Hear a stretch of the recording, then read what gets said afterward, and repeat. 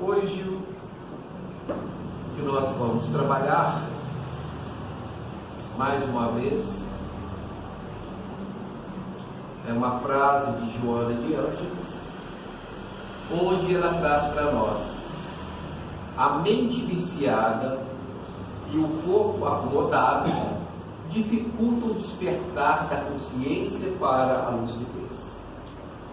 Quando a gente trabalha aqui a mente viciada e o corpo acomodado, o que nós lembramos? Do que nós estudamos? Sem dúvida alguma, a preguiça, né?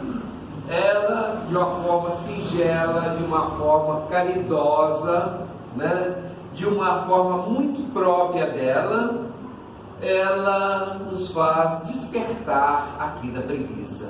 Ou seja, a mente viciada e o corpo acomodado dificultam o despertar da consciência para a lucidez.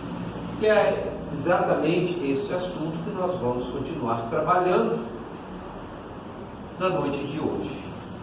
Que vamos continuar falando sobre a preguiça e os fatores causais da preguiça.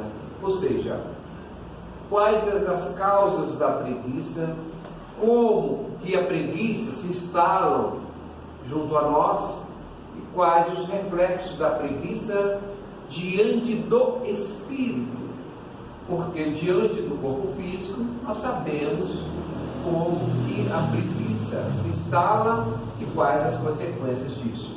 Mas em relação ao espírito, como que o espírito reage diante da preguiça?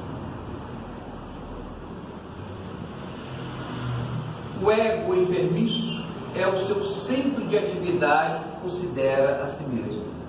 Nós sabemos que o ego é a personalidade adquirida durante aquela existência que se firma diante de convicções, normalmente embasados pelo orgulho, pela vaidade, né? Pelo ciúme, por todos esses vícios que nós carregamos conosco, e faz com que o nosso ego se torne muitas vezes um elemento perigoso para o nosso progresso, para o nosso desenvolvimento. E é muito comum quando nós referimos o ego enfermiço como um indivíduo de personalidade. Aquele indivíduo, aquela pessoa tem uma personalidade muito forte. É o mesmo que dissermos: esse indivíduo tem um ego enfermiço. Porque a personalidade forte, pelo nosso entendimento cotidiano, são aquelas pessoas que têm uma viseira sobre a realidade da vida de uma forma muito concreta e não se permite de forma alguma ser modulado. E nós estamos aqui, sem exceção, para nós nos transformarmos. Se nós já nascemos pronto, então não teria o porquê da nossa reencarnação. Se nós reencarnamos, é porque precisamos sim de crescermos, de evoluirmos, com raras exceções, quando nós temos reencarnações de missionários que vêm com o propósito de nos auxiliar. Ainda assim, esses espíritos de luz, cumprindo uma nobre missão, ainda assim eles tiram proveito nesses momentos para que eles possam também se acender diante de Deus. A autoestima é sempre deprimente, não tem capacidade de viver o presente e nem acreditar no futuro. Então o indivíduo, quando ele nutre a preguiça já num alto grau, ele normalmente, a estima dele é muito baixa. Ele é um indivíduo que não acredita muito em si, é um indivíduo que não acredita no futuro, é um indivíduo que tem para si toda uma concentração de elementos voltado para o seu ego, sem se preocupar com os outros, né? Não tem capacidade de viver o presente, porque para ele é indiferente, e muito menos ele não se preocupa com o futuro. Ele deixa a vida acontecer, né? Eu nasci assim, viver assim, vou ser sempre assim, seja o que Deus quiser. Eu não tenho nenhuma preocupação em fazer com que eu possa me desenvolver enquanto espírito. Evidentemente, vai chegar um ponto que o tédio passa a ser o seu mundo. Diante de tanta inércia, diante da sua paralisação, enquanto que o mundo todo está em movimento, ele está estático, ele está parado, concentrado só em si mesmo, querendo receber dos outros todo o comportamento, todas as benécias, como se ele fosse um único ser da terra, onde cada um de nós teríamos que satisfazê-lo em tudo e por tudo, diante da sua paralisação, né? A falta de ideal é a doença crônica para o espírito, isso sem dúvida alguma. Como ele já não tem nenhuma esperança, nenhum ideal, ele se acomoda e, evidentemente, o seu espírito, em consequência disso, vai sofrer um baque, vai ficar estagnado, né?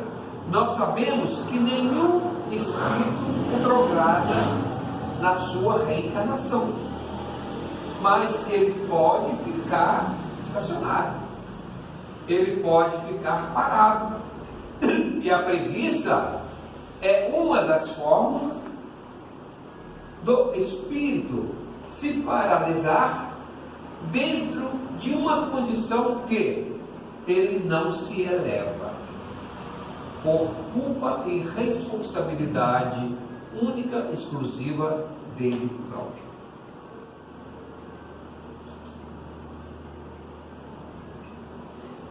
Em outra situação, as pessoas desprestigiadas ou perseguidas podem apresentar esse quadro também. E aí nós vamos estar tratando de uma outra causa que pode ocasionar a estagnação desse espírito, né? Ou seja, são pessoas desprestigiadas ou perseguidas, onde, em função dessa situação, em função desse quadro, ele também pode entrar num processo de estagnação, um processo de inércia, um processo de preguiça. É um choque emocional não digerido conscientemente, no qual o ressentimento tomou conta da área mental. Isso aí nós percebemos com muita nitidez que é aquele espírito que não está preparado para os embates. É aquele espírito cuja educação é muito frágil e ele não está preparado para enfrentar as dificuldades da vida, onde qualquer coisa para ele é muito, né?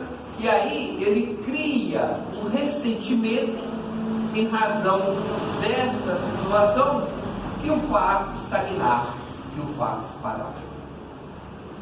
Então, nós percebemos que para que o espírito possa progredir, avançar, é preciso que desde cedo nós vamos observar e entender a formação daquela criança que estão sob o nosso poder, sobre a nossa responsabilidade, verificando como que ela se comporta e todos aqueles vícios visíveis e perceptíveis, nós vamos analisando, compreendendo e procurando trabalhar isso nessas crianças e nesses jovens, para que mais tarde eles não venham criar situações de ressentimento que vão permanecer com eles, impedindo o seu crescimento, o seu desenvolvimento.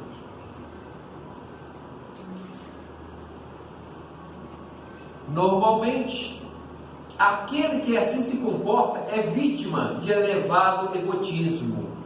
É mais uma vez a concentração do ego para si. Ele está acostumado a ter de tudo, a ser pagiado, a ser manipulado, e ele se comporta como um indivíduo que se deixa conduzir em todas as situações. Ele vai crescer um indivíduo fragilizado diante das dificuldades da vida, né? E hoje a educação ela é muito condicionada a isso. O indivíduo, a criança, o jovem, não pode sofrer nenhuma decepção que logo vem as pessoas que se dizem capacitadas, que aquela criança não pode passar por nenhuma decepção, que vão ficar traumatizadas, né? E é exatamente o contrário. Quando as crianças passam por dificuldades e tendo ao seu lado adultos que possam compartilhar e dar a elas a segurança, ela vai conseguir vencer aquelas dificuldades primárias e vão no futuro saber enfrentar situações quando estiverem sozinhas. Quando existe um excesso de proteção, um excesso de amparo, a criança normalmente ela pode ter uma inteligência enorme, excelente, brilhante, mas vai ter a sua personalidade fragilizada em relação a comportamentos. Nós não permitimos que essas crianças amadureçam. E como que nós amadurecemos? Através do exercício, através das dificuldades, desde que haja esse amparo, essa proteção, mas a criança tem que estar enfrentando esses sinais. Né?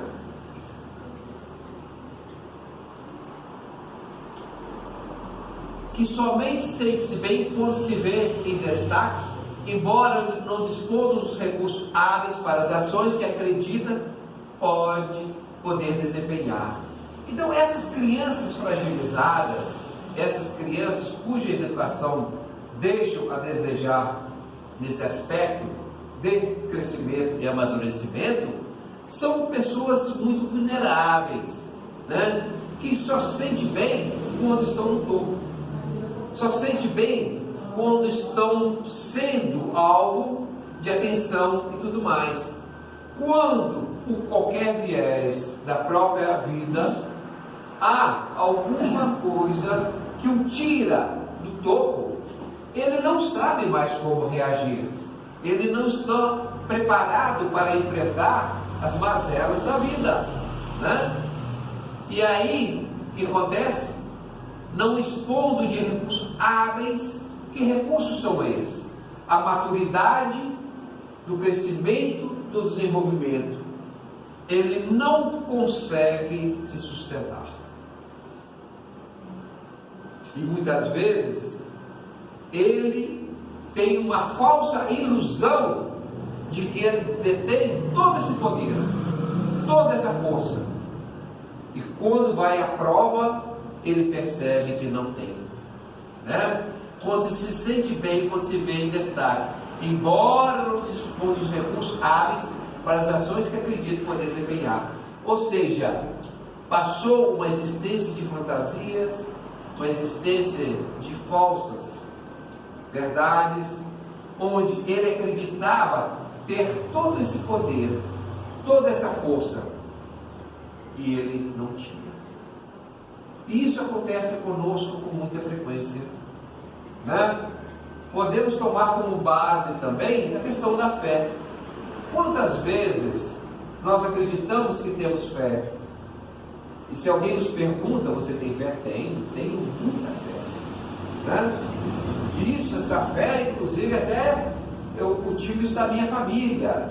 Minha família toda a vida teve muita fé. Então eu herdei essa fé da minha família. Todos nós temos muita fé. E quando chega na hora cadê essa fé? É como se nós pudéssemos adquirir essa fé através do contato com as pessoas, sendo que na verdade essa fé, nós conquistamos essa fé à medida que nós crescemos interiormente. Nós temos o conhecimento macro, mas temos também o conhecimento micro. Os dois são importantes, mas para que possamos ter a certeza da fé, é preciso muito mais do que a simples verbalização, dizer eu tenho fé. E aqui é a mesma coisa, né? Não faz muita diferença. Caminhando um pouco mais, outra forma para desencadear a preguiça é pelo isolamento, forma de vingança contra a sociedade, não desejando envolver-se com nada ou com ninguém, distanciando-se cada vez mais de tudo quanto diz respeito ao grupo familiar, social e espiritual. De repente, a pessoa se sente, por qualquer motivo, que ela não deva ter um convívio social familiar. Ela procura se afastar, ela procura se isolar, né? Lá ninguém vai cobrar absolutamente nada dessa pessoa quando ela se isola. E no seu isolamento, ela não permite que ninguém se aproxime dela. E ali ela faz uma barreira, né? Aí, como ela vê na sociedade coisas do qual ela não agrada e passa a ter versões de determinadas coisas, ao invés de lutar e buscar mudar aquelas situações, como ela não se sente forte e nem tem vitalidade para essas mudanças, o que ela faz? Ela se isola. E nesse isolamento é seu grito de rebeldia em relação à vingança social, à vingança familiar. Eu sou contra tudo isso que está acontecendo aí. Eu vou me isolar e vou fazer com que o meu protesto sirva de preocupação para todos vocês. Porque nós sabemos que neste estado de isolamento, de alguma forma, ela vai trazer consequências para as pessoas que estão no seu convívio. Isso é óbvio que acontece. É uma forma de vingança. Então são situações assim que muitas vezes nos passa despercebido e a gente só percebe o isolamento. Mas atrás daquele isolamento, o que tem mais além daquele tapume?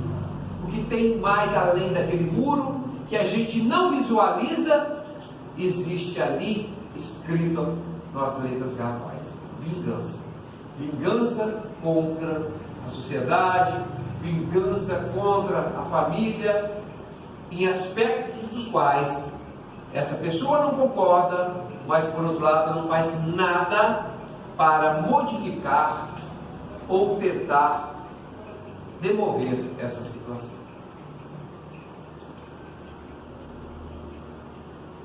Normalmente, esse tipo de conflito que gera esse comportamento pode ser fruto de alguma decepção, né?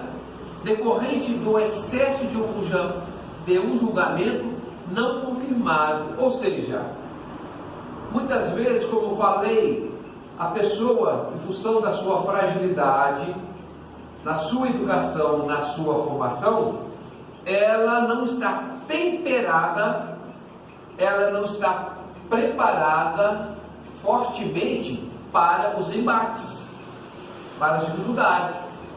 Por quê? Quem de nós aqui está isento de amanhã sermos injustiçados de alguma forma? Quem de nós amanhã não podemos ser agredidos de alguma forma, ainda que estejamos certos? Né? Podemos, perfeitamente. Por que não? Quando nós temos um preparo para esses embates, ainda que traga esse sofrimento aparente, é um sofrimento ainda suportável que nós vamos superar. Vamos ter forças para superá-lo. Mas quando o indivíduo não tem essa bagagem consigo, ele vai esmorecer. Ele não tem condições de superar essas dificuldades. E a decepção dele é muito grande. E com essa decepção, o que ele faz? Ele procura se isolar, né? Fazendo nascer um grande ressentimento. E nós sabemos que o ressentimento traz para nós.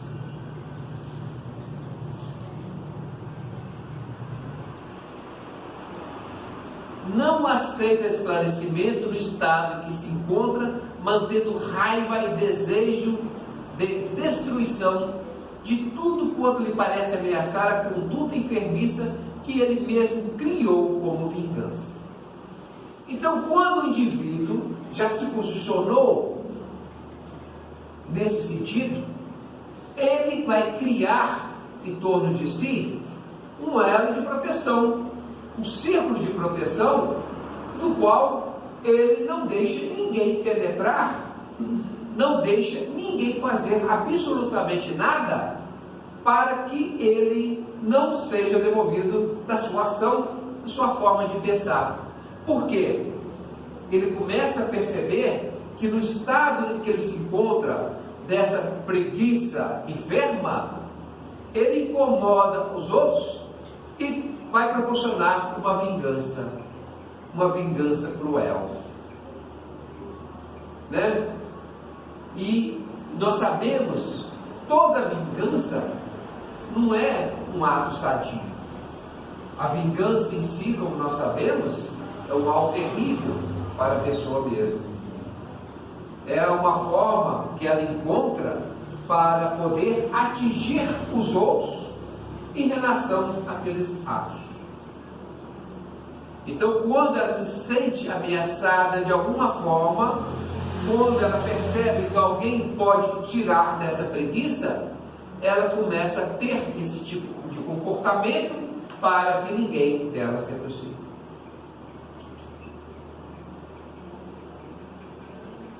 Do ponto de vista espiritual, o paciente da preguiça, que se pode tornar crônica,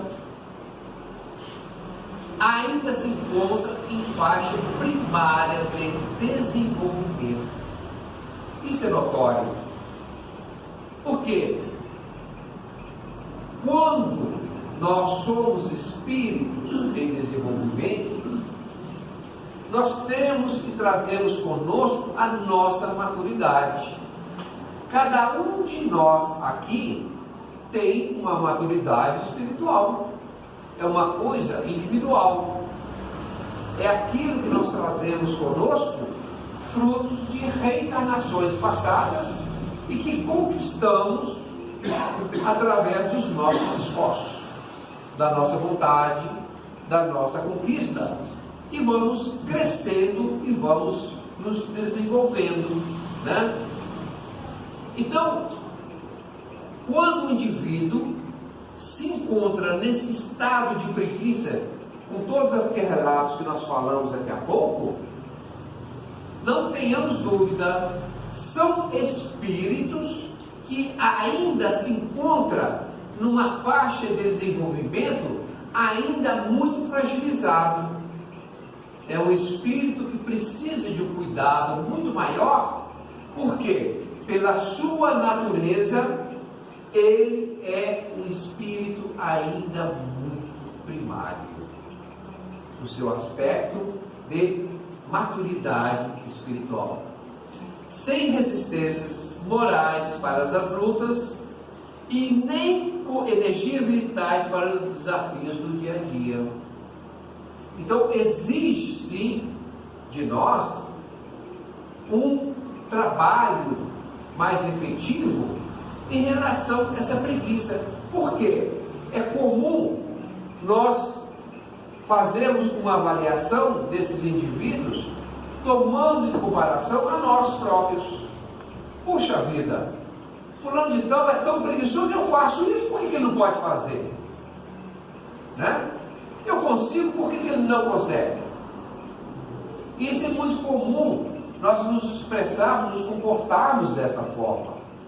Só que, diante desse quadro, o indivíduo que mantém essa preguiça, né, nata em função do seu pouco desenvolvimento espiritual, é um espírito ainda muito fragilizado. Então ele merece uma atenção especial, sim, para que ele possa sair deste estado de inércia. É fácil? Não. Mas exige um esforço maior. É óbvio, nenhum de nós vai poder viver a vida de quem quer que seja, mesmo aqueles que estão mais próximos de nós. Mas nós temos que, além das cutucadas, nós temos que ter também o entendimento de que são espíritos ainda com desenvolvimento muito precário. São espíritos que exigem um cuidado maior.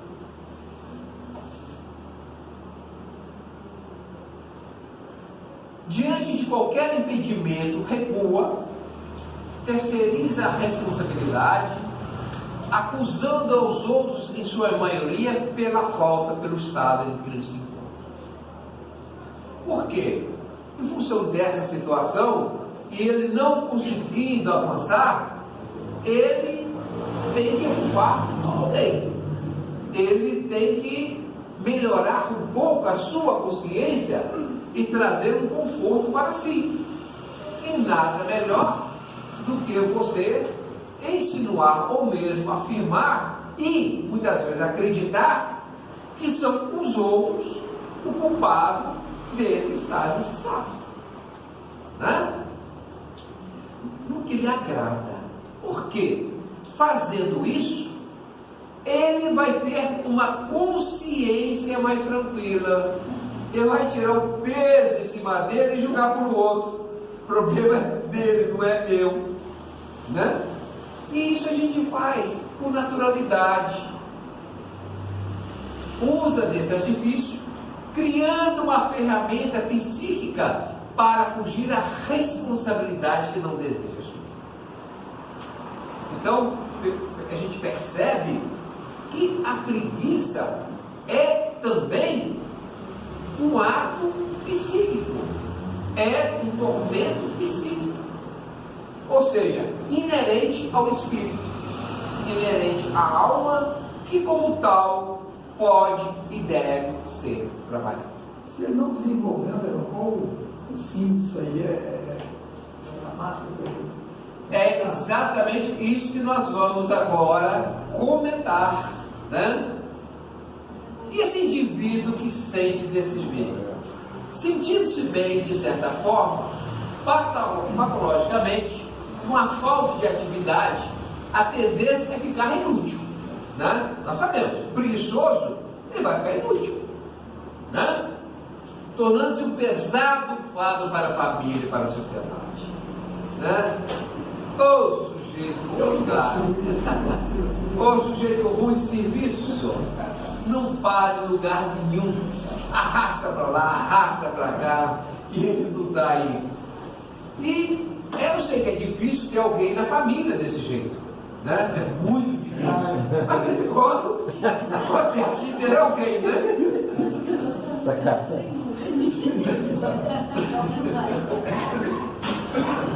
Então a gente percebe como que Deus é tão bondoso, como Deus faz a coisa tão bem, que mescla isso, divide isso, para que a gente possa, né, no decorrer da nossa existência, né, não sacrificar. Imagina uma família inteira carregando um fardo dessa natureza. Ninguém daria conta. Compartilhando fica um pouco mais fácil, né? Não só para a pessoa, para a família e para a sociedade, né? E não podemos esquecer que isso é, na verdade, uma enfermidade psíquica, né?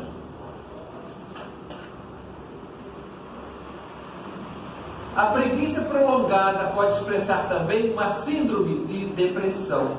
Com o tempo, além da preguiça, pode ser instalado ainda uma depressão, mediante a qual se instalam os distúrbios de comportamento afetivo e social, gerando profundo desconforto e ansiedade.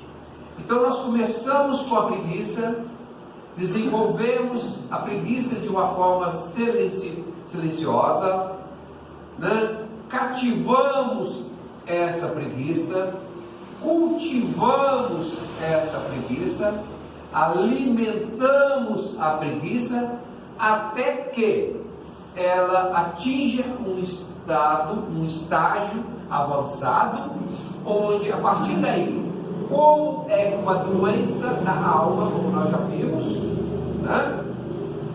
De repente ela passa a entrar num estado de depressão em função dessa inércia.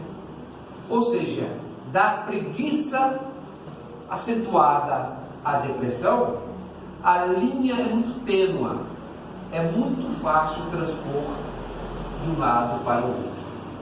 E nós sabemos as consequências de uma depressão, né? Mediante o qual se instalam os distúrbios de comportamento afetivo e social, gerando profundo desconforto e ansiedade. A partir daí, nós começamos a ter um quadro mais agressivo de natureza psíquica, onde a origem começou com a preguiça. Transtornos gerados pela preguiça. Então nós vimos que tudo isso reflete no espírito, reflete na alma. E nós sabemos que qualquer tipo de transtorno deve ser superados, deve ser suplantados, devem ser trabalhados para que possamos gerar em nós a oportunidade do crescimento e desenvolvimento, livrando dos vícios, desses tormentos, desses distúrbios que prejudicam o nosso crescimento e o nosso desenvolvimento. O corpo é instrumento do espírito, isso aí ninguém se discute, né? Mente sã, corpo são. Por isso a nossa preocupação em termos um corpo o mais são possível, com menos doença, para que a gente possa acomodar bem o espírito, alojar bem o nosso espírito num corpo sadio, né? Que necessita de exercício, de movimentação, de atividade, a fim de preservar a própria estrutura física. Então, quando a preguiça se instala, o indivíduo ele perde a noção ou a capacidade de movimentação, impedindo que a sua estrutura física se movimente. É muito difícil o indivíduo, num extremo estado de preguiça, querer movimentar-se de alguma forma, exercitando o corpo físico.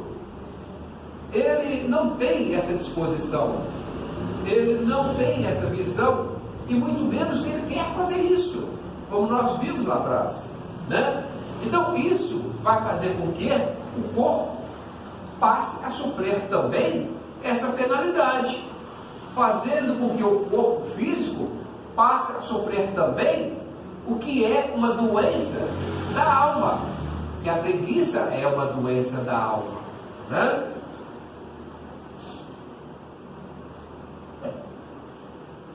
O espírito exige reflexões, pensamentos edificantes contínuos para nutrir-se de energia saudável. Então, o espírito, ele precisa disso aqui. Reflexões, pensamentos edificantes contínuos, nutrir-se de energia saudável, de fluidos vitais, de bons pensamentos. Só que o espírito por si só, ele não tem como realizar essas ações. Ele precisa do seu companheiro, que é o corpo físico. E não tem como o corpo físico instalado na preguiça permitir o espírito ter esse comportamento. Vai fazer com que também o espírito possa adequar ao corpo, tornando-se também um espírito nativo. Um espírito que não tem essa capacidade de edificar-se. Por quê? O corpo que ele ocupa não lhe permite, nesse momento, em função do estado que ele se encontra, de ter uma vida saudável, uma vida espiritual confortável dentro do seu aspecto evolutivo, né? Em razão dessa dualidade, o conhecimento é ferramenta própria para atender aos dois aspectos, físico e espiritual. Porque não adianta nada nós trabalharmos esse indivíduo sem que ele possa entender quem ele é, o porquê da preguiça, quais as consequências da preguiça para o corpo físico e para o seu espírito. Somente através do conhecimento, né?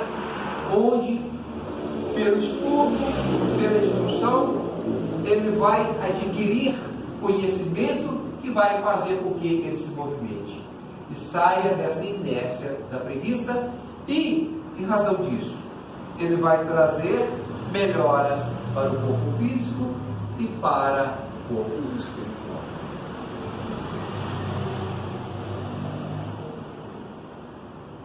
A preguiça mina a autoconfiança e destrói as possibilidades de pronta recuperação e retarda o crescimento espiritual, como nós já vimos lá atrás. Como o espírito está alojado momentaneamente do nosso corpo físico, e o nosso corpo físico precisa do espírito, e o espírito, por sua vez, necessita que o corpo físico esteja bem, né? Essa dualidade faz com que a preguiça venha prejudicar o espírito no seu final. Então a preguiça vai contaminar o espírito e, evidentemente, essa confiança ou essa autoconfiança que o espírito de todos nós deve ter em todos os nossos momentos da nossa existência cai por terra. E a gente não tendo essa autoconfiança, essa autoestima, essa autoconsideração em relação a nós próprios, nós não vamos fazer nada de bom para o nosso corpo físico e nem para o espírito. Porque a nossa preocupação, a princípio, é atender a necessidade do corpo. Nenhum de nós, por raras exceções, fazemos alguma coisa em algum momento pensando no espírito. Normalmente o fazemos pensando no nosso bem-estar no corpo físico. Mas, ao fazermos isso de forma útil, como sempre nos traz essa mensagem Allan Kardec, nós vamos beneficiar o espírito.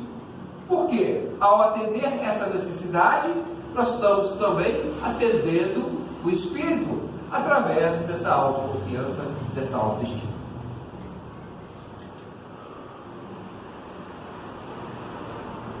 É natural que atrai espíritos ociosos que se comprazem no banquete das energias animais do paciente, telementalizado, e conduzindo as fases mais graves, de forma que prossiga vampirizando energias vitais. Aí nós entramos num outro aspecto, um pouco mais etéreo, que é voltado para o comportamento da natureza do espírito diante da preguiça.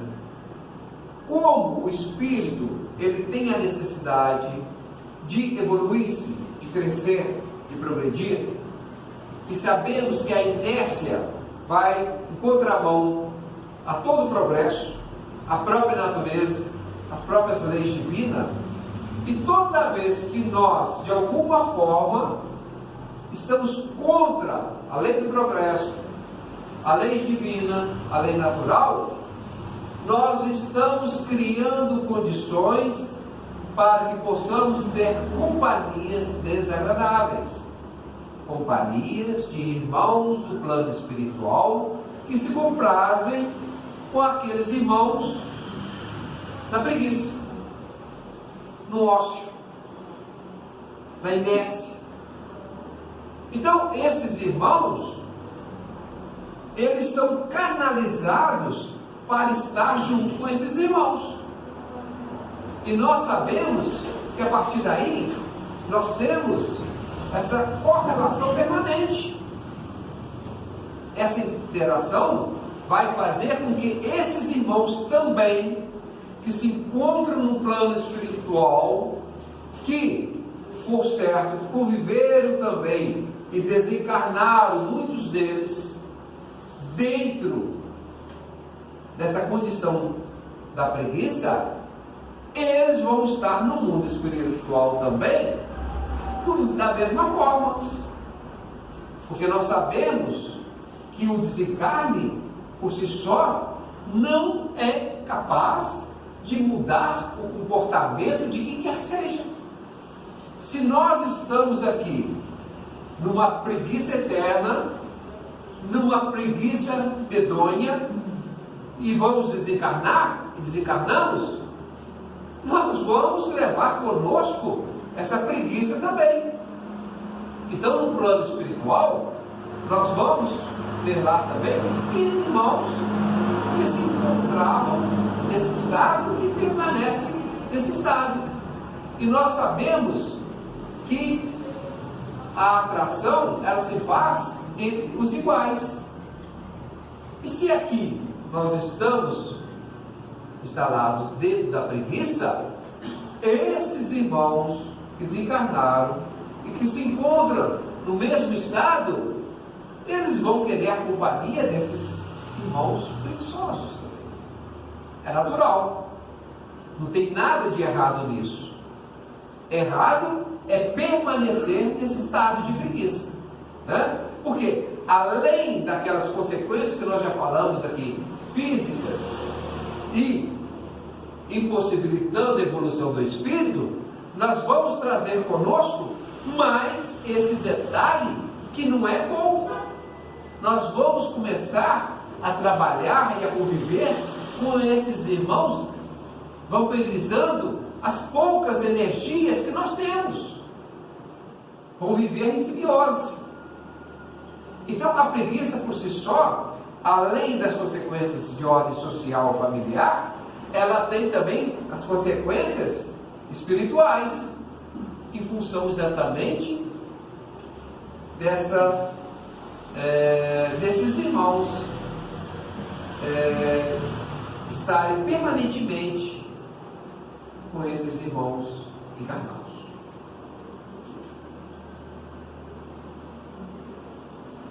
Os centros vitais da emoção e do comportamento são atacados por entidades infelizes, que aqui podemos designar como ser obsessores, que ficam em desequilíbrio, funcionando com grande irregularidade psíquica, prejudicando a organização somática, o corpo, pelos pensamentos e sentimentos seriamente afetados. Aqui nós percebemos que os nossos centros de força, os nossos chakras, vão ser atacados, vão ser sugados. As nossas poucas energias em função exatamente desse desequilíbrio. Então, a preguiça, como nós falamos no início, ainda que seja uma característica até muito simples, o seu desenvolvimento, o seu cultivo é muito mais danoso do que a gente imagina a princípio. Quanta coisa que nós conferimos e falamos aqui sobre a preguiça, que até então, de uma forma normal, cotidiana, a gente não traz outras consequências, a não ser aquele indivíduo que traz um peso para a gente só mais nada. Né? Vai muito mais além disso, né? Como nós vimos aqui. Por quê? Toda essa situação de desequilíbrio vai trazer um peso obsessivo. Ele vai psiquicamente estar se aniquilando. O corpo somático dele, o corpo físico, vai estar a cada dia perdendo a sua eficácia, perdendo os seus fluidos vitais, em função exatamente desse desequilíbrio. E, consequentemente, quando chega no estágio mais avançado, ele tem propensão, inclusive, à depressão. Né? E aí não para. Aí o caminho pode ser longo e danoso ainda mais para o espírito.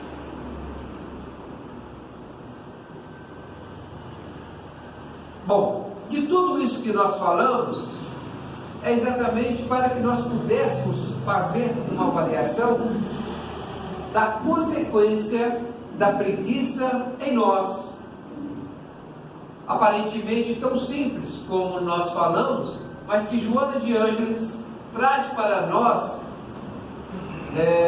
essa confirmação de que a preguiça deve ser trabalhada por todos nós, em toda a sua extensão, em todos aqueles que a possuem, para que a gente possa de alguma forma estar auxiliando aquelas pessoas que têm na preguiça uma conduta indevida para o ser social e também para o ser espiritual.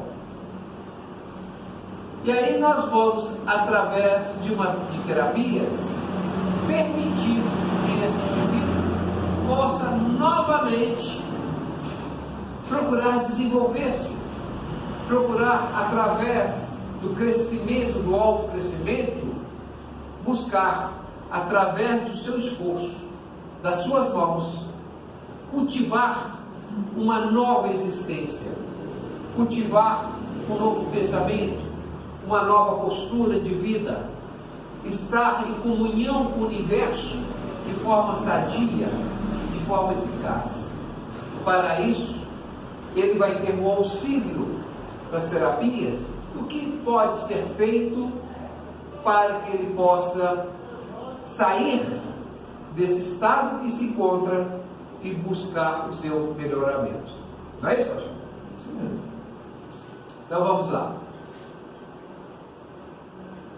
Ocorre do paciente receber inspiração superior e interrogar-se: por que estou sofrendo assim? Até quando suportarei? Posso mudar? Bom, esta é uma situação que o indivíduo pode, em algum momento, ter essa auto-reflexão. Né? Ele pode perdurar nisso durante muito tempo, até que ele consegue se despertar através ou das orações, ou através das preces, ou através de algum momento ele sentir esse despertar por aqueles que estão mais próximos dele, quer sejam encarnados ou quer sejam desencarnados. E esse processo não é incomum.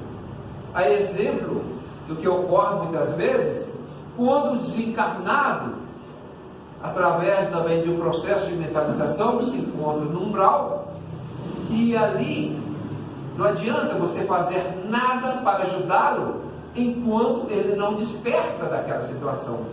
Quando ele desperta daquela situação, de imediato ele recebe ajuda. Não é assim que acontece? Aqui com a preguiça, da mesma forma.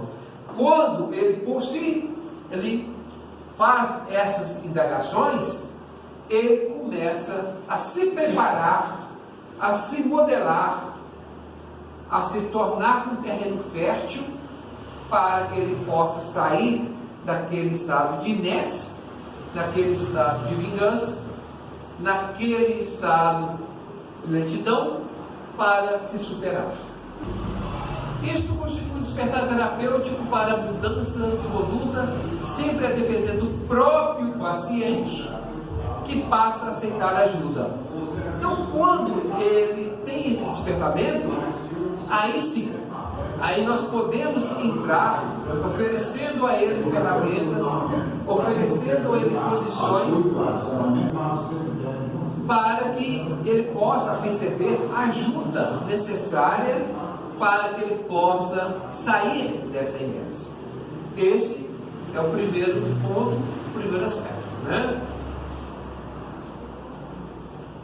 Ao despertar, começa a surgir a vergonha pelo estado em que se encontra. É natural, porque a partir do momento que ele começa a olhar pelo retrovisor e ver o que ele era, como ele se comportava, como ele agia, junto aos seus familiares, os amigos, a sociedade, ele vai se sentindo vergonha em função do que ele se apresentava, né? Constrangimento pela inutilidade existencial. E aí a própria consciência dele começa a cutucá-lo, porque nós sabemos que o espírito, né, que comanda o corpo físico, muitas vezes fica incapacitado em função exatamente do corpo físico não reagir de acordo com a necessidade do espírito. Mas a sua consciência, ela cobra, ela exige dele, muitas vezes, comportamento do qual ele nem dá fé, nem tem essa percepção, mas quando ele começa a despertar, a sua consciência também começa a despertar, né? A razão e a vontade de mudar sua conduta lhe traz novas forças interiores. E a partir quando ele começa a ir, aqueles irmãos do plano espiritual que convivia com ele de uma forma natural, já começa a achar que ele não é mais boa companhia e começa a sair e deixá-lo, né? Porque já não lhe convém mais. E aí ele começa a adquirir novas forças, começa a adquirir novas condições para, aos poucos, superar essas dificuldades. Este é o momento, dando início ao labor de renovação íntima e ao desejo de reconquistar a saúde, assim como o bem-estar, sem mecanismos escapistas ou perturbadores, onde ele vai ter que ter essa percepção real para que ele possa enfrentar essa situação, né, sem que isso possa interferir no seu processo lento, mas contínuo, de reforma íntima. Porque ele vai ter que entender que é um processo lento, que é um processo que vai exigir muito esforço dele, muita vontade, né? Muita fé, muito acreditar. Por quê? Primeiro, para que ele não fique se justificando diante de si e dos outros e criando desculpas pelo que ele fez. Ele não precisa fazer isso, né? E muito menos criar barreiras que o impeça de crescer e desenvolver os sentimentos de culpa. Então, ele tem que ser trabalhado nesse sentido, as terapias têm que ser nesse sentido, para que ele não se sinta culpado, porque nós vimos lá atrás, normalmente esses espíritos são espíritos ainda um pouco mais fragilizados do que a média normal, e por isso que eles entraram nesse estado de inércia, da preguiça. Então, em função desse enfraquecimento, é que nós temos que ter, e devemos trabalhar isso, essa indulgência e não deixar que em momento algum se instale nele nenhum sentimento de culpa ou nenhum outro sentimento que possa perturbar ou dificultar ou mesmo impedir a sua reforma íntima. Aí, com essas terapias, com o aconselhamento, com as orientações, nós vamos mostrando a esse indivíduo de que todos nós, de alguma forma, passamos por dificuldades, mas quando queremos, com a ajuda de Deus, das leis do universo, podemos superar as nossas dificuldades. Aí inicia o passo da reforma, da destruição da identidade de preguiçoso, de doente ou inútil. Começa a haver uma decadência na estrutura enfermiça da preguiça, desmoronando isso de uma forma do qual ele possa assimilar, sem que isso possa trazer para ele nenhuma ansiedade ou necessidade de fazer isso de um dia para o outro. Porque, como um espírito fragilizado que ele não tem e nem vai ter essa maturidade, essa capacidade para enfrentar isso de uma forma brusca. Então nós temos que fazer com que ele entenda que ele vai necessitar de um tempo, que ele vai necessitar de um amparo, que ele vai necessitar de si mesmo, um comportamento não aflitivo, não de ansiedade, para que ele possa atingir esse grau de desenvolvimento. Aí ele passa a experimentar a alegria que decorre do ato de servir. Dos instrumentos ativos para a produção de tudo quanto significa realização pessoal. E aos poucos ele vai assimilando isso, a ser útil. Como é bom nós sermos úteis. Quando ele percebe, que ele pode ser útil, que ele pode sair dessa inércia, que os instrumentos ativos da sua movimentação vai fazer com que ele comece a ter realização pessoal. Por isso que é muito bom quando nós estamos em qualquer processo de recuperação de natureza psíquica, nós temos ocupações, nós temos terapias ocupacionais, não só remunerados, mas também aqueles trabalhos de doação de si para o próximo. Como é bom! Mas o estado que eu estou não me permite fazer nenhum trabalho. Permite sim.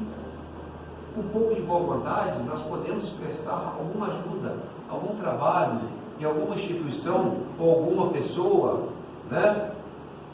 Temos tantas coisas que podem ser feitas através de um trabalho, Porque sempre nós vamos encontrar pessoas com mais dificuldade que nós. Se eu estou achando que hoje eu estou numa condição enfermiça, numa condição precária, em termos físico ou em termos psíquico, eu sempre vou encontrar alguém que vai estar em condições piores do que eu. E aí eu vou poder, de alguma forma, estar auxiliando aquelas pessoas que se encontram nesse estado. Isto é ocupação, isso é ser útil, isso é trabalhar a caridade em benefício dos outros e proveito próprio. É um gol de placa, é uma autorrealização, é isso? E agora chegamos ao final.